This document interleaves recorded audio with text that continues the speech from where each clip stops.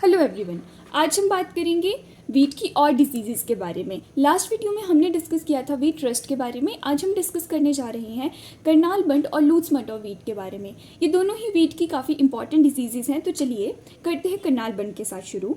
इसके causal organism की बात की जाए तो वो होता है नियोवोशिया इंडिका या टिलेशिया इंडिका भी इसे कहा जाता है। टिलेशिया इंडिका बेसिकली इसका पुराना नाम था, अब नियोवोशिया इंडिका इसका नया नाम है। इस डिज़ीज़ को करनाल बंट ही क्यों कहा जाता है? क्योंकि ये जो डिज़ीज़ थी ये करनाल मतलब करनाल हरियाणा का एक रीजन है, वहाँ से सबसे पहले मित्रा ने डिस्कवर करी थी इन 1931, तो इसलिए उसका नाम करनाल बंट पड़ गया। तो चलिए अब बात करते हैं इसकी सिम्टोमेटोलॉजी के बारे में। सिम्टम्स इसके बेसिकली जैसे नॉर्मल हमारी वीट होती है, जैसे उसकी जर्मिनेशन होने के बाद जो आपको प्लांट दिखते हैं ना, तो उसमें इसके सिम्टम नहीं देखने को मिलेंगे। इसके बेसिकली तब दिखते हैं जब इसकी पूरी डेवलपमेंट हो गई होती है, जब इसका पैनिकल एमर्जेंस वाली स्टेज होती है, तब हम इसके मतलब जो भी सिम्टम है उनको देख पाते हैं। ये काफ़ी डिफिकल्ट हो जाती है डायग्नोज करना फील्ड कंडीशन में। मान लीजिए आपकी वेट क्रॉप लगी है, आपको तो पूरी हेल्दी दिखाई दे रही है, बट जैसे पैनिकल एमर्ज करेगा तो आपको पता लगेगा कि इसमें तो डिजीज़ थी, तो इसलिए इसको डायग्नोज करना थोड़ा मुश्किल हो जाता है। In a year all the grain are not bunted, और ऐसा नहीं कि जैसे अगर आपको बंट दिखाई दे रहा है तो उसमें सारे के सारे ग्रेन ही बंटेड होंगे। बंटेड क्या होता है? बंटेड मतलब एक हमारा ग्रेन है, उसके अंदर स्पोर का मास भर गया हुआ है। जब आप उस ग्रेन को मतलब ब्रेक करेंगे तो उसमें से स्पोर का मास निकलेगा, तो वो होता है बंट। मैं आपको इमेज भी शो कर दूंगी वीडियो के साइड में। और जो इन्फेक्टेड सीड्स होते हैं, इसका पिक्यूलियर सिम्टम की अगर मैं बात करूँ तो जो भी हमारे इन्फेक्टेड सीड्स होंगे ना, उनसे एक फॉल सी स्मेल आती है। अब ये जो फॉल फिशी स्मेल होती है, ये किसके कारण आती है? ये आती है एक केमिकल के कारण। जितने भी जहाँ भी बंट हमें देखने को मिलेगा वहाँ एक केमिकल प्रोड्यूस होता है, that is trimethyl amine, right. और हैविली इन्फेस्टेड सीड, अगर बहुत ज़्यादा इन्फेस्ट हो गए हैं सीड, मतलब बहुत ज़्यादा इन्फेक्शन उनमें फैल गया है, तो उसकी जो पेरिकार्प है वो इजीली रप्चर कर जाती है। और अगर मान लीजिए सीड में उतना ज़्यादा इन्फेक्शन नहीं है, तो बहुत कम है, तो वो जर्मिनेट भी कर सकते हैं, राइट। तो ये थी इसकी basically symptomatology. I will try to show you images also. अब इसके बाद आते हैं डिजीज़ स्प्रेड और फेवरेबल कंडीशंस के ऊपर। कैसे हमारी डिजीज़ जो है वो स्प्रेड होती है और इसके लिए फेवरेबल कंडीशन हमें क्या चाहिए होती हैं? तो बेसिकली ये सॉइल, एयर, सीड, इन तीनों के द्वारा स्प्रेड हो सकती हैं। अब कैसे कैसे होगी?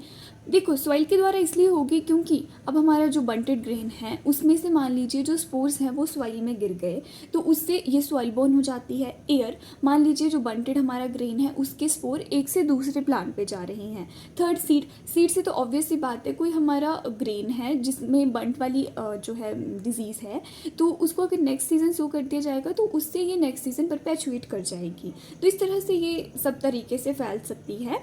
इसके बाद आता है फेवरेबल टेम्परेचर। तो वीट बेसिकली जो होती है वो कोल्ड टेम्परेचर में लगाई जाती है, तो इसके लिए फेवरेबल कंडीशन भी क्या है? 18 से 22 डिग्री सेल्सियस, और relative humidity will be more than 70%। Now let's discuss about its life cycle, disease cycle. So अभी मैंने शब्द कहा life cycle. Life cycle basically pathogen की होती है। सिंपल अगर मैं पैथोजन के बारे में स्टडी करूँ तो वो लाइफ साइकिल है, बट डिजीज साइकिल में वी विल सी कि किस तरह से हमारी डिजीज जो प्रोग्रेस करती है। तो both the things are different.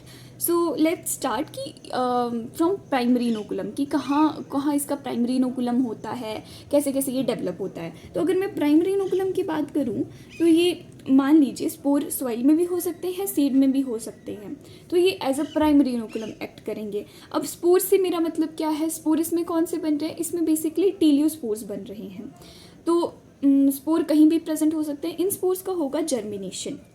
Germination की प्रोसेस मैंने लास्ट वीडियोस में भी काफ़ी एक्सप्लेन करी है। जर्मिनेशन के प्रोसेस में बेसिकली इन्फेक्शन पैग्स वगैरह बनते हैं, काफ़ी लंबी प्रोसेस होती है जो कि आपने बेसिक कोर्स में पढ़ी होगी पैथोलॉजी के। तो इसमें जर्मिनेशन होने के बाद हमारे पास प्रोमाइसीलियम की प्रोडक्शन होती है। टीलियोस्पोर में मोस्टली काफ़ी जगह वीट के डिजीज़ में टीलियोस्पोर पढ़ेंगे, और टीलियोस्पोर के केस में प्रोमाइसीलियम का बनना एक बहुत ही कॉमन फिनोमिना है, तो इसको याद रखिएगा।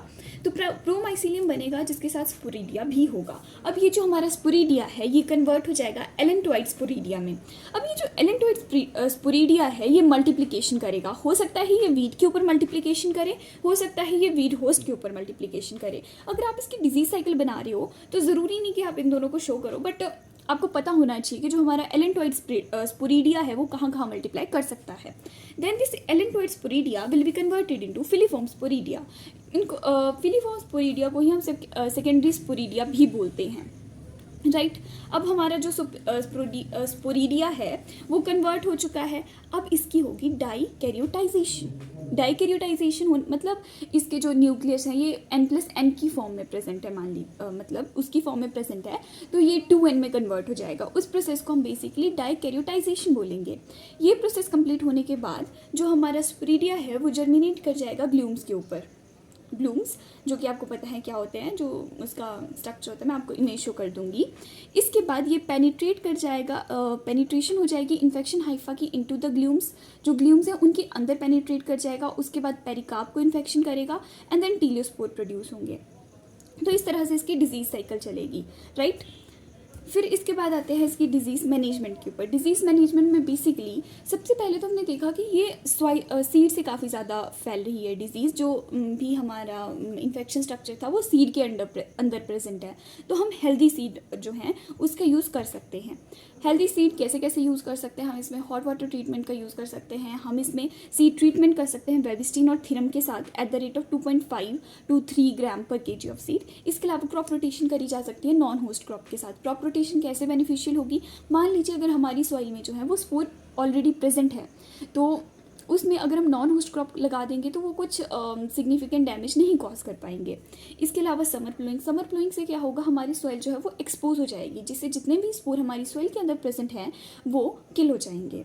ग्रीन मैन्योरिंग हम कर सकते हैं। डिजीज रेजिस्टेंट वैराइटीज़ का भी इसमें यूज़ किया जा सकता है, दैट इज़ PBW154।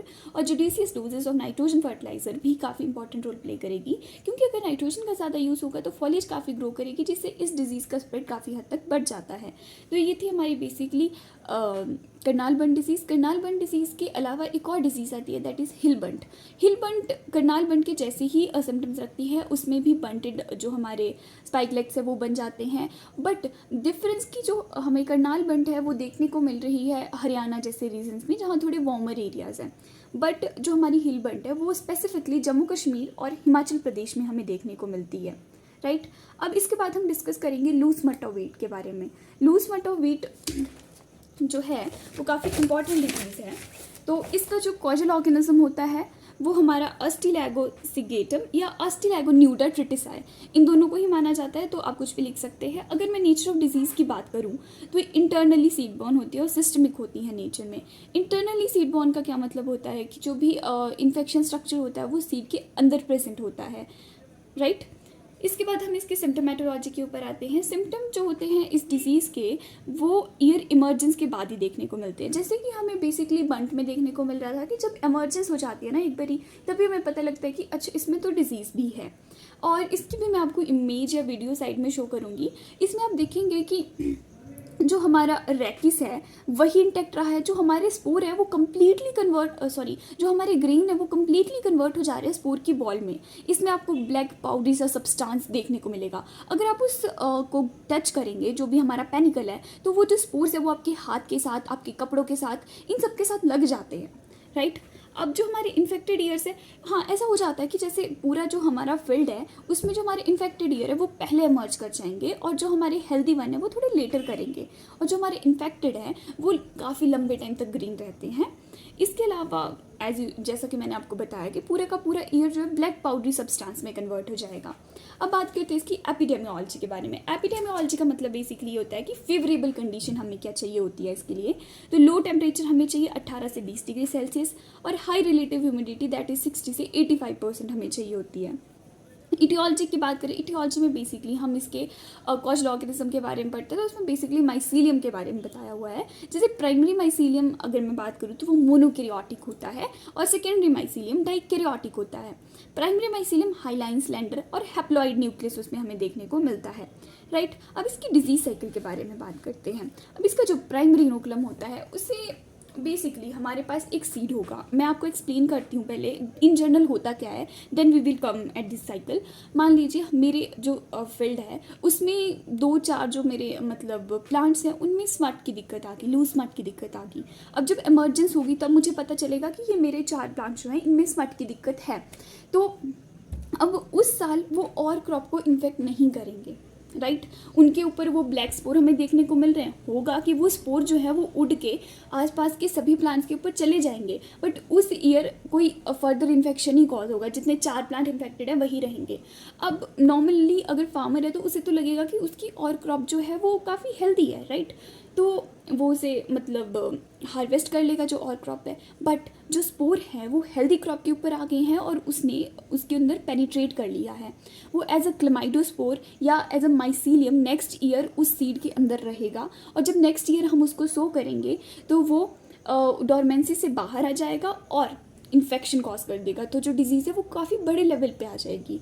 तो इस तरह से ये होता है। सो इसकी मदद से भी हम समझते हैं कि किस तरह से हो रहा है। प्राइमरी इनोकुलम क्या है? डोरमेंट माइसीलियम या क्लेमाइडोस्पोर्स भी हम कह सकते हैं, सीड के अंदर प्रेजेंट है, राइट। और सीड हो सकता है कि क्योंकि इंटरनली सीड बॉर्न है, वो बाहर से ये भी हो सकता है कि हमारा जो सीड है वो हेल्दी हमें लग रहा है। फिर इसके बाद जब सीड की जर्मिनेशन होगी, राइट, सीड की जर्मिनेशन हुई तो जो माइसीलियम है वो मेरिस्मेटिक टिश्यू में प्रेजेंट है। जैसे जैसे वो जर्मिनेट करेगा, क्योंकि ये सिस्टमिक भी है नेचर में, इसके सिस्टम में ग्रो करता चला जाएगा। उसके बाद जो हमारी यंग स्पाइकलेट्स हैं, अब मान लीजिए स्पाइकलेट्स ग्रो करने लगी तो उनमें इन्वेजन होगा। फिर उसके बाद हम जब पूरा जो स्पाइकलेट है वो इमर्ज कर जाएगा तो हमें स्मटेड ईयर हेड देखने को मिलेगा कि हमारा जो ईयर हेड है वो तो स्मटेड है। हमने तो सीड ये सोच के लगाया था कि वो हेल्दी है और यहाँ तक हमें कुछ नहीं पता लगा, बट इसके बाद जब वो ईयर हेड निकला तो हमें पता लगा कि इसमें तो डिसीज़ है। अब उसमें ब्लैक कलर के जो स्पोर्स दिखेंगे दे आर टीलियोस्पोर्स। ये जो टीलियोस्पोर्स है इनका रिलीज होगा। अब इसके बाद होगी इनकी जर्मिनेशन। ये हमारा टीलियोस्पोर है, ये कोई डिजीज प्लांट है, ये हेल्दी प्लांट है। यहाँ से उड़ के हेल्दी प्लांट के ऊपर जाएंगे, वहाँ जाके क्या करेंगे? हेल्दी प्लांट के ऊपर जाके ये वहाँ पे जर्मिनेट करेंगे। जर्मिनेट कैसे? उसकी भी एक प्रोसीजर होता है कि जर्मिनेशन के बाद प्रोमाइसीलियम बनेगा, प्रोमाइसीलियम के बाद इन्फेक्शन हाइफाइस में बनेगा। मैंने आपको पहले बताया कि जहाँ टीलियोस्पोर है वहाँ प्रोमाइसीलियम की ऑकरेंस मोस्ट कॉमन है, हर एक में आपको प्रोमाइसीलियम दिखेगा ही। उसके बाद इन्फेक्शन हाइफा बनेगा। इन्फेक्शन हाइफा बनने के बाद इनका मेन क्या रहता है कि ओवरी को इन्फेक्ट कर देंगे, मतलब उस ग्रेन के अंदर थ्रू द स्टाइल एंटर करेंगे और पूरी की पूरी ओवरी को इन्फेक्ट कर देंगे, और अगेन नेक्स्ट ईयर वही साइकिल चलेगी। तो इस तरह से इसकी डिजीज साइकिल होती है। लूज मड की मैनेजमेंट भी काफ़ी इंपॉर्टेंट है, तो इसकी मैनेजमेंट देख लेते हैं। इसकी मैनेजमेंट में सबसे पहले इंपॉर्टेंट चीज़ आती है hot water treatment. Hot water treatment, क्योंकि ये इंटरनली सीड बॉर्न डिजीज़ है तो हॉट वाटर ट्रीटमेंट इसमें काफ़ी इंपॉर्टेंट रोल प्ले करेगी। तो इसके लिए सबसे पहले हम नॉर्मल वाटर में लगभग 4 घंटे के लिए अपने ग्रेन को डिप करके रखेंगे। अब आपके दिमाग में ये क्वेश्चन आएगा कि हम नॉर्मल वाटर में इसको क्यों डिप करके रख रहे हैं? हम बेसिकली ये इसलिए कर रहे हैं ताकि जो माइसीलियम उसमें डॉर्मेंट कंडीशन में प्रेजेंट है वो एक्टिवेट हो जाए। उसके बाद हम इसकी हॉट वाटर ट्रीटमेंट करेंगे, दैट इज़ 54 डिग्री सेल्सियस का हम वाटर ले लेंगे और 11 मिनट्स तक उसमें रखेंगे इसको डिप करके, और उसके बाद ड्राई कर देंगे सीड को। तो बेसिकली हॉट वाटर ट्रीटमेंट में ये होता है। दूसरा, हम इसमें सोलर हीट ट्रीटमेंट भी दे सकते हैं। सोलर हीट ट्रीटमेंट बेसिकली मई जून के महीने में दी जाती है, और ये राजस्थान, हरियाणा या ऐसे एरियाज जहाँ पे बहुत ज़्यादा गर्मी पड़ती है, बहुत हॉट सनी डेज होते हैं, वहाँ पे हम सोलर हीट ट्रीटमेंट देना प्रेफर करते हैं। तो इसके लिए भी सबसे पहले हम सोक करेंगे वाटर में। इसको सोक क्यों कर रहे हैं? To activate the mycelium. उसके बाद इसकी सन ड्राइंग कर देंगे आफ्टरनून में, और जब ये ड्राई हो जाएंगे तो फिर इनकी हम सोइंग करते हैं। इसके अलावा सीड ट्रीटमेंट करी जाएगी कार्बोक्सिन के साथ। टेपुकोनाजोल भी इसमें इंपॉर्टेंट केमिकल होता है जो हम लूज मड के केस में यूज़ करते हैं। इसके अलावा हम रेजिस्टेंट वैरायटीज़ का भी यूज़ कर सकते हैं, that is PBW65 and PBW181। सो ये थी हमारी 2 इंपॉर्टेंट डिजीजेस। नेक्स्ट वीडियो में we will try to complete all the diseases of wheat. और अगर आपको वीडियो अच्छी लगी हो तो प्लीज़ लाइक कीजिए और शेयर कीजिए वीडियो को। Okay, bye bye, thank you.